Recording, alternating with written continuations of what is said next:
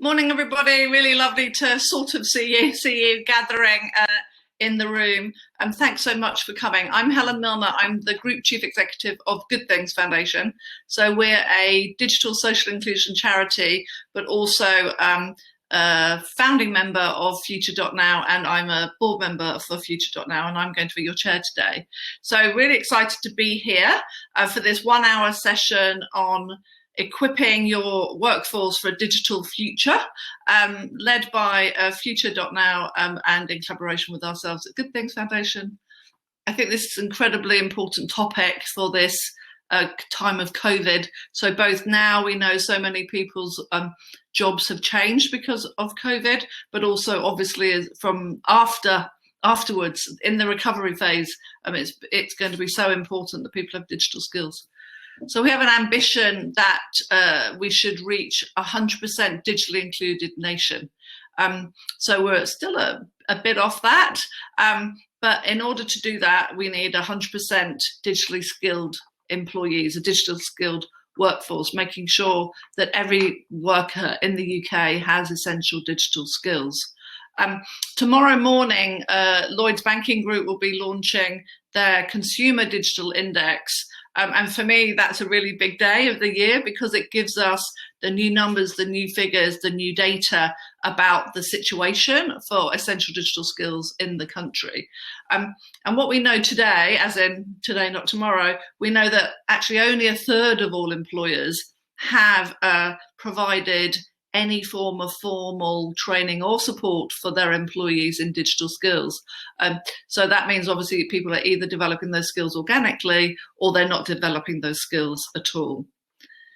As an industry-led coalition, we believe in Future.now that employers are really well placed to put digital skills as part of the future, the success of their companies, but also an important part of the whole country's recovery from COVID-19. And that's both the country's prosperity, but also equality. So we're going to hear from we're going to have 25 minutes of expert input. I'm going to have 4 experts for you. In a moment, I'm going to hand over to Emma Stone from Good Things Foundation. And then we're going to hear from Andrew Crow from Asda, Gemma Waters from Lloyds, and Robin Christiansen from AbilityNet. They're just going to give you like a quick 5-minute input, and then that will mean the last half hour will have plenty of time for table discussions and questions and answers and discussion amongst the room. So hopefully you enjoyed that format. This is my first time using the Remo platform. It looks great, and I think it's going to help us really be able to have that discussion that we need. Looking at the tables, I can see that some people are on tables of 2, so it's going to become really important that we have tables of about 5. So between 4 and 6 is fine. The tables at the top of your screen are the ones that are closest to the stage, as it were. So if you're on a table of 2, can you join another table that isn't at 5 or 6? And that will really help us for the discussions. So I'm so proud that Good Things Foundation is a founding member of Future.now, but also that we're working with some trailblazers in the work stream of working with employees. And to tell you a bit about that and a bit about essential digital skills, I'm going to hand you over to Emma Stone, who is the Director of Design, Research and Communications at Good Things Foundation. So Emma, over to you. Hi, everybody. Great to see you. So yeah, the Essential Digital Skills Framework. Have a go at using your chat to give a thumbs up if you have heard of it, or a plus if you have heard of it. And I say that because it's both a really important framework and also something that a lot of employers haven't heard of. It's been developed really collaboratively with involvement from government, industry experts, from civil society and charitable organisations to try and put together what are the different types of essential digital skills that we need. And that includes the real basics, what we call the foundation skills. So literally, can you turn on a device and do you know how to use a mouse and open an app? but also it talks about this, what are the essential digital skills we all need for life in the UK now, and also for work. And just take a couple of minutes to think about, in the context of coronavirus, what's been your online lifeline during lockdown? What's it been for your children, your friends, your parents, your grandparents?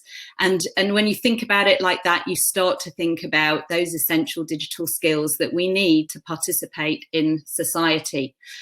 And then you take that other step and we're thinking about, what are the essential digital skills we might need to participate in work? Not the high-end coding, ICT, that's all amazing, but just thinking about, how you use digital collaboration at work, something so many people are having to do for the first time or to a much deeper level. And also that sense of how you build the confidence to be able to keep on adapting. Because what the Essential Digital Skills Framework does is it puts, for the first time, digital literacy on a par with basic maths and basic English. That's how important it has become. And so that's where, thinking about Future.Now and thinking about coalition members, I think these are really visionary employers who have recognised that actually it's all our responsibility, and it's employers' responsibility to think about how we all help ensure that people living and working in the UK have all the essential digital skills they need. So, Abby, if you flick over to the second slide, because that shows a little bit about what we've been doing. So, Good Things Foundation has been providing some pro bono support to Future.Now, working with employers who are really interested in understanding where they are at the moment on their journey of making sure their workforce is digitally included. And we've been providing a bit of in-house expertise from our service design team to collaborate with employers to think, okay, what is it what feels important? What are those small changes, those bigger, longer term changes that you might make that work for your workforce, that work for your culture, and that help you realise your potential in terms of building digital skills among your workforce, and potentially beyond that through your suppliers, through to your customers. And so it's been a real privilege for us to have started that journey, because we're learning as well through doing this with Andrew and his colleagues from ASDA. So they're the first employer that we've been working with. We're having conversations and hoping to work with some others. Be really interested if there's appetite and interest in the room for other employers to join that. And where we hope to bring all of the different insights that we're gathering is to pull those together into a digital workforce playbook by the end of the year that will then help others to go further on that journey as well. So without further ado, I'll hand over to Andrew to tell you how it's been from his perspective and to say a bit more about ASDA's journey. Good morning. Hello, I'm Andrew. I'm the Senior Manager for People, Insight, Tech and PMO in ASDA, which is a bit of a mouthful. For those that don't know, ASDA is the third largest UK grocery retailer, and we employ just under 140,000 colleagues.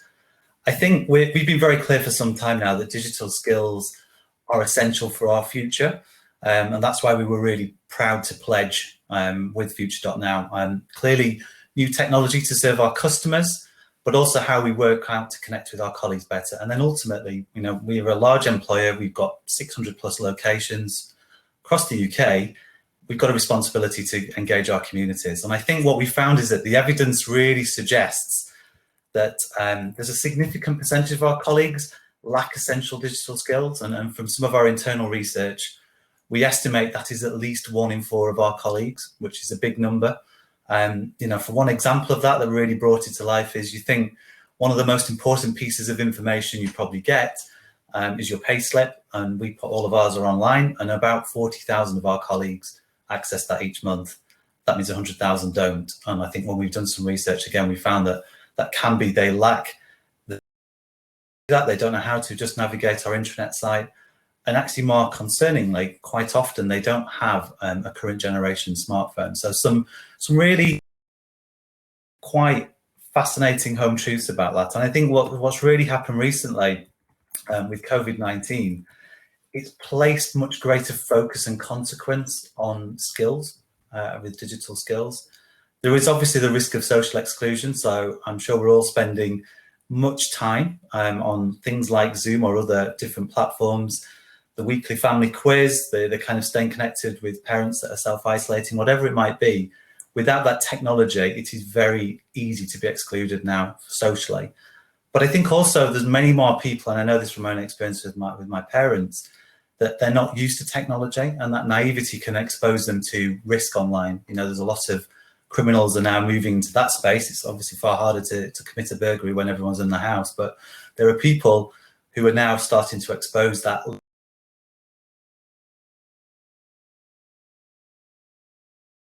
online, and we've got a responsibility there.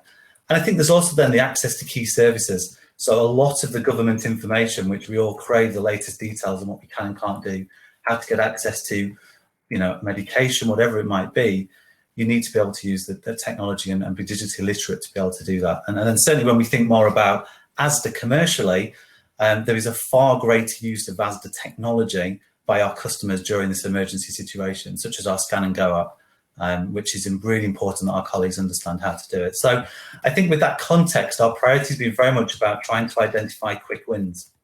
You know, it's okay, we have this lofty ambition, but there's no point spending months and months and months trying to develop something when actually we need those skills here and now. We need to help our colleagues and our customers here and now. So in partnership with Future.now and the Good Things Foundation, we held our first interactive workshop, and we had representatives from all the different areas of Asda. So those colleagues that work in our learning and development team in our stores, colleagues from our home offices, some from our logistics function, our community team. And we really, I guess, tried to find a way to look at this topic with a fresh lens. And what was really powerful, and certainly something I would be a massive advocate of, it was great to have external perspective in there. And Gemma from Lloyds is going to come on, I think, after me and talk a bit more about this. But that was really, really useful to have somebody else's perspective. And I think have our thinking challenged, you know, in a friendly way, but actually it's so easy to fall into those self-limiting beliefs that, you know, that wouldn't work around here. That's not the way Asda does things. So to have that external perspective and expertise really helped. And I think most of all in these difficult times, it was fun. It was really energizing. The facilitation from Pete was superb, and it left the group motivated about what we do next. What we did do through that session was we identified 6 opportunities to make a difference in the here and now. And the first was unbelievably simple, and it seems, you know, like many of the best ideas, to be staring me right in the face, but just connecting our colleagues with a lot of the great resources that are available. So there are loads of fantastic resources to help people, whatever their competence and with digital capability. So Learn My Way just being one of those. And we were able to use the work we've been doing on a broader topic of well-being to make access to those resources. And this has been really well received. And I think in the first 2 weeks, we had over 10,000 hits from colleagues who wanted to access, you know, some resources to help them and their families build their essential digital skills. We're now setting up some pilot essential digital skills online workshops. So we're fortunate that we have a network of academies. These are groups of dedicated training professionals that are going to run some sessions now in perfect times in where we didn't have social distancing. We would love to do those face-to-face. We're working through what's the most appropriate method to do those, but actually helping Asda colleagues go and attend something that allows them to build their essential digital skills. And we're building, I guess, we have our ongoing training materials, and we're building one of our what we call missions, which is a bite-sized piece of learning, so that all colleagues within Asda will get access to a short bite-sized mission that at least helps them start to understand, you know, how they can build these skills, where to go to get some resources. Now, one of the big things we're really excited about, that again, because of current restrictions, is a little bit tricky, but we will come back to. We have a network of community champions. So in over 300 of our large stores, we have a colleague who's dedicated to building that connection with the community. And in the future, we've secured support from the exec to leverage that resource to find ways of connecting and doing workshops with our communities. And that's an exciting thing, but clearly we need to do that at the right time in the right way when it's safe to do so. So lots of good ideas came from a action-packed 2-hour workshop.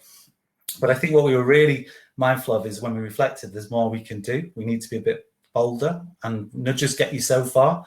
So we've got another workshop coming up soon. We're just finalising the detail, and we're really going to get into now thinking, delving into the kind of very complex concept of motivation and thinking about how does ASDA create the right environment? How do we shift expectations and the support we provide so that essential digital skills becomes the norm?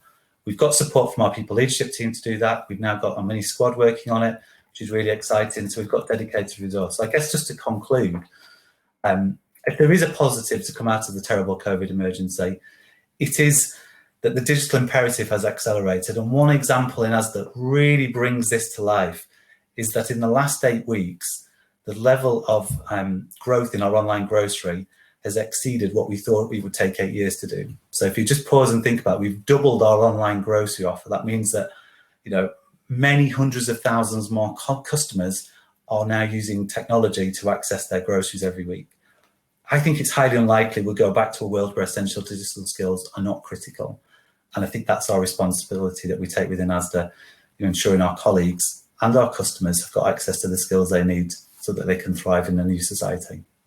Thank you. I think I'm now handing over to Gemma. And thanks through very the magic much. of technology.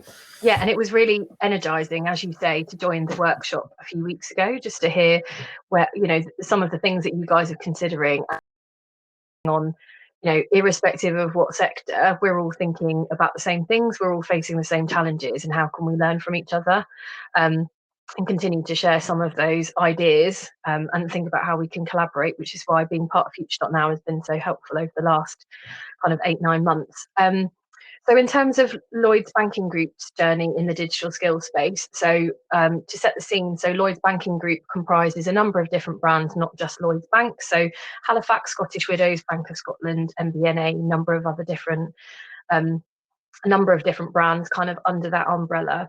And I suppose the journey for Lloyds began probably about 5 or 6 years ago, when around about that time, obviously, there was a huge surge in, I guess, 2 things. So firstly, there was, from a kind of practical banking perspective, there was a growing demand and a growing appetite for us to create digital products and services, and to kind of build out the ability to do a number of core banking services online. At the same time, though, within our responsible business division, which it kind of works and faces out into the charitable sector, there was a growing understanding that actually many people had the aspiration to move online, but actually didn't necessarily have the means, the abilities, or the opportunities.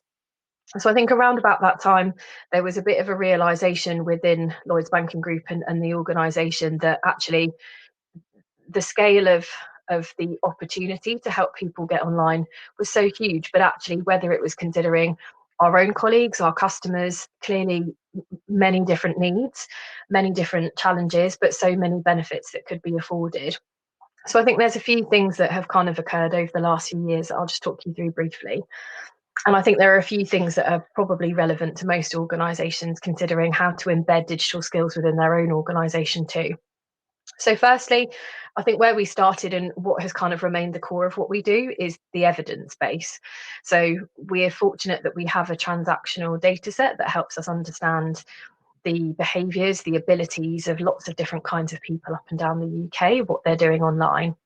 And as I say, about 5-6 years ago, there was this understanding that, or there was this recognition that actually there's lots of brilliant work being done by ONS and Ofcom and various other organisations to understand, how people were using digital, how many people were using desktop versus mobile, and those different kinds of trends. But actually understanding the behaviours and the attitudes at the time wasn't something that had been explored in too much detail.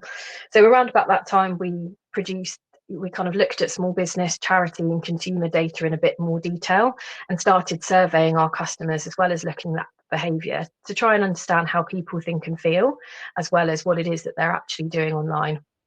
And also undertook the same thing with our own colleague base too. And I think within our colleague base at the time, our tech digital division was quite small across kind of digital and IT. Now we're looking at a division of 18,000 people. So, you know, considering the breadth of skills and appetite and familiarity with technology, it's very diverse across our organisation. So one of the things that we've really tried to get behind is that data and understanding how to kind of motivate people, you know, what is the kind of state of play. And I think that evidence is not just important for us in thinking about the propositions that we design or the way that we can help shape some of our partnerships, but really importantly as well, it's been really helpful for making sure that we're getting the right stakeholder engagement across all different levels of our organisation. And I think that's something that's been really key for us in being able to kind of bring digital skills to life across the organisation, but also making sure that it's embedded, you know, considering digital inclusion is now part of the way that we design products, services, thinking about that omni-channel kind of experience, but also, you know, what training and support do we need to provide customers alongside that, but also, as I say, most importantly, colleagues too. So as you were saying before, from an ASDA perspective, you know, for a lot of people, you know, a lot of the stories that we were hearing from our own colleagues is, you know, there's kind of the training to do the specific role that they're doing, but actually digital and technology, particularly 4 or 5 years ago, felt really scary. It was something new, it was changing all the time. And I think that's where making sure that we're embedding digital into all different aspects of learning and development that we're providing, we don't treat it as a core thing. So there isn't necessarily solely just kind of digital skills training for colleagues. It's embedded in all of the other things that we're doing around creativity and mindset and design and some of those other factors too, which I think is really important for making sure that it, yeah, isn't just that standalone piece, but also that colleague advocacy point. So as you mentioned, Andrew, around kind of having champions, people that are kind of courageous trailblazers that will really stand up and be willing to talk about the challenges that they face learning some of these new things and sharing that more broadly. Having those role models and those examples, I think, is really important. So I guess evidence, courageous trailblazers. I think there's also something about, again, that kind of senior commitment piece. I think over the last few years, again, being able to demonstrate role models at the top of our organisation who might be taking apprenticeships or who might be doing courses in their own time, being able to kind of shine a light on stories such as that helps colleagues across all different areas of the organisation, no matter what their role, you know, understand that we're all in the same position. You know, for all of us, even people working, you know, particularly potentially people working in digital skills all the time, we still have to refresh our skills and capability. We still have to make sure that we're feeling confident and getting that practice in. That's the same for everyone. So I think having those role models and examples has just been really key throughout. And I think as well, for us, and something that I think we certainly need to get better at, is that constant reiterating case for change. So technology is changing ongoing. What we're asking and expecting colleagues to do is changing, you know, all the time. How can we make sure, again, that we're kind of really refreshing that case for change all the time and saying, you know, you might see, so, you know, the example about everyone doing family quizzes online, and, you know, people having to do very new tasks online over the last few weeks and months. You know, definitely we're seeing more digital behaviour than ever before, which is brilliant. But actually, how can we make sure that we're providing, say, you know, people with the ability to stay safe online as they do it, understand the breadths of the other things that they could be doing online too, and kind of take this as an opportunity. And I think we will only be able to do that if we keep playing back the benefits that we're seeing. You know, not just at that senior leader level, although that is really important, but to colleagues and also to customers. What is the benefit to their lives? Do they get to spend more time with their loved ones? Do they get more freedom to do, you know, some of the things that they want to do? Are they able to save money? There's a really practical point there around the fact that people have the ability to search for things at a lower price online that you often don't get in kind of face-to-face shopping. There's all of these different examples that I think we just need to be better at shining a light on and kind of capturing. And I think that's why forums like this are really exciting. So I think for Lloyds today, we're at a point where we're lucky over those last 4 or 5 years. You know, at a senior level, we do get a lot of support and a lot of focus on this topic. You know, for us, we've got to a place now where people recognise digital skills is important, you know, are really important, because they are a means to an end. They facilitate all of those other things that are just so important for people's lives. Work, you know, the workforce's productivity, workforce's ability to kind of reskill, take on new challenges. It's, you know, helping them understand that it's the outcomes that are important as well as the journey of digital skills to get there. You know, we're kind of at that place. We've got our Lloyds Bank Academy, which is providing free online training. It also did used to provide face-to-face. We've pivoted that to being an online set of webinars to help mimic that face-to-face point, but also really conscious that that doesn't work for everyone. So we're piloting a helpline at the moment to help our most vulnerable customers speak to people on the phone to get support with various things they might need, and you know, kind of support them with getting online in the first instance too. There's lots of different stuff underway, but I think you know, being able to work with other partners such as those on the call just make sure that we're, you know, learning from others, as Robin will talk about shortly, no doubt. You know, the work with AbilityNet for Lloyds has been absolutely invaluable in making sure that we're building really inclusive and accessible products and services, and we definitely still need to keep challenging, you know, our business and other businesses to maintain a focus on that, because it's just so important. So that's a little bit of a flavour at what's going on Lloyds Banking Group, but we'd absolutely love to share some of the stories from along the way, and some of the lessons that we've learned in more detail if anyone wants to contact me separately. And with that, seamlessly, hopefully, we'll hand over to Robin.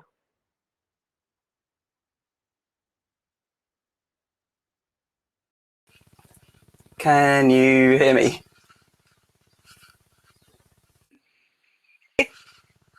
Can you hear me? We can hear you, Robin. We can hear you nice and clear. Good. I was just calling my daughter because I thought that you weren't able to hear me. So good. And you can hear me and see me fine? Hear you and see you fine. Absolutely, Robin. Great. Okay then. So video conferencing isn't my natural habitat because I can't see. But anyway, hopefully I'm looking in the right direction.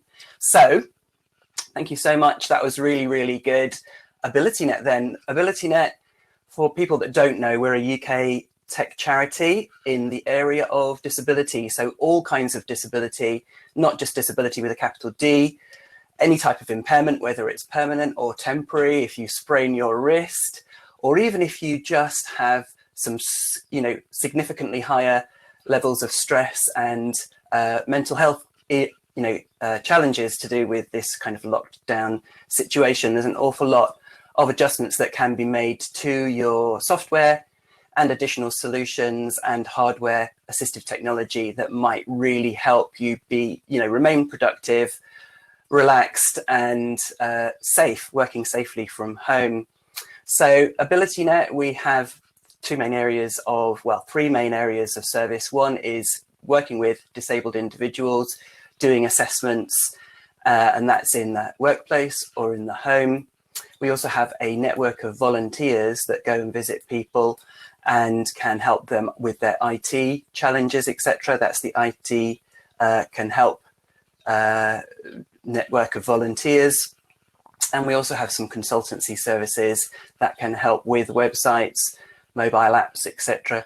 So one thing that is very challenging for the area of digital skills is that digital inclusion, doing things in an inclusive way, is sufficiently thought of throughout all stages of the process. And it's really important that digital champions within organizations are backed up at a senior level.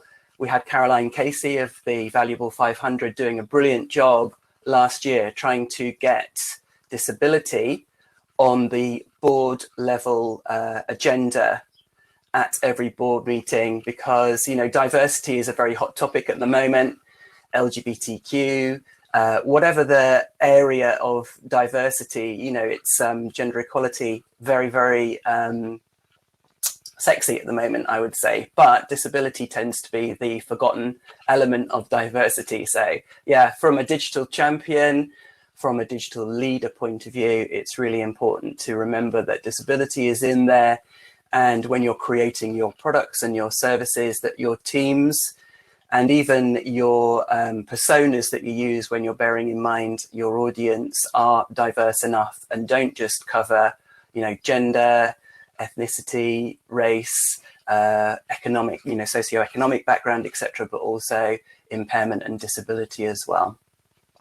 So since the lockdown, AbilityNet have been running a number of events called AbilityNet Live, And we would strongly recommend that people go and look at our website, abilitynet.org.uk, to see which events are coming up, because we're covering topics, and it's a very agile agenda. Depending on what people have asked us to cover in earlier meetings, then we will do that. So that's weekly at the moment, and that's going to carry on for the foreseeable future. So digital inclusion, hugely important. My phone's talking to me, sorry. And on a kind of a scene setting note, it's really valuable to remember that digital inclusion isn't just for disabled people. In this mobile first world, where everyone's carrying their computer with them all the time, in really extreme environments, whether it's noise, bright sunshine, bumpy public transport, very time constrained because, you know, you've got a few seconds left of your coffee break because you've been, you know, chatting to people. Obviously, what I'm talking about now has the broader context of an unlocked down scenario, but you get the point. When you're creating products and services for the age that we live in, the pandemic temporary situation to one side for a moment, all of those requirements that people have for extreme usability, for extreme legibility, visibility, the ability to be able to interact with what's on a very small screen with just your thumb, for example. I'm sure that everyone in this meeting today has used their phone one-handed today and every single day. All of those requirements that you have for inclusion are the same as for people that have a 24/7 dexterity, motor, cognitive, vision, etc., hearing impairment. So it's really, really important that digital inclusion doesn't just mean region, socioeconomic, digital skills. It really needs to mean that you are doing things in an inclusive way as well. Getting devices into people's hands, brilliant. Making sure that they can use them from a technical and confidence point of view, essential. But as soon as they've got those devices, they've got their access to the internet, they're up and running. If they have an impairment or a disability, which is at least a fifth of the people that we're talking about, then they are going to stumble as soon as they access a website or an app that is done in an uninclusive way or an exclusive way, or they have received communication from your organization where that email, that PDF, whatever it might be, hasn't been done in an inclusive way as well. So this is definitely an ongoing challenge. And if you if you factor in what I said about every single one of us being temporarily disabled because of environment on a daily basis, then that fifth goes right up to, 100% of your audience. So this is really important stuff. I know I'm speaking to the choir here, singing to the choir, talking to the converted. So yeah, but please take that message away. Digital inclusion should be table stakes. It should be something that everyone does. And if you don't do it, then, you're behind the curve and you have a significant competitive disadvantage to people that are, really embracing that program. Thank you. That's lovely. Thank you very much, Robin. That's really, really helpful. And I think that talking about senior leadership, and I think it's very interesting that you're saying that boards and organisations and companies, including the disability agenda when they're talking about their diversity agenda. So that's fantastic. So we're now going to go into table discussions. So I'm going to bring Emma Stone back onto the stage, and Emma's just going to give you some questions to think about and also just tell you what's going to happen next. So Emma, over to you. Yeah, hi everybody. So I'm going to keep this really crisp because we're a bit behind time and we definitely want to have 10 minutes on your table. So hopefully you are all on tables of about 4 or 5. If not, please do move to join another table so you can have a really good discussion. Move up towards the tables closer to the screen. The questions will be on the chat panel on the table. And so our questions around, in the light of lockdown, what steps have you taken already to support your employees in improving their digital capability, and what barriers or challenges have you encountered? And then a second question, which is around Future.now is looking to support people, coalition members, to uplift digital skills. What can we do to help? So hopefully you'll have some thoughts on all of those, triggered by what Andrew and Gemma and Robin have been saying. If on each table you can make sure there's someone there who would be willing to raise a hand when we come full group and maybe give a short bit of feedback. Thinking about time and thinking about the number of tables, it would be brilliant if you could get someone from your group to type in a few key takeaways onto the chat panel as well, because that means that's another way where we can capture all of the insights from today, because obviously this is an ongoing programme of work led by Future.now. So I think that's all from me. On each table there will also be an announcement so you know when your time is coming up. So it should work beautifully. Enjoy your discussions.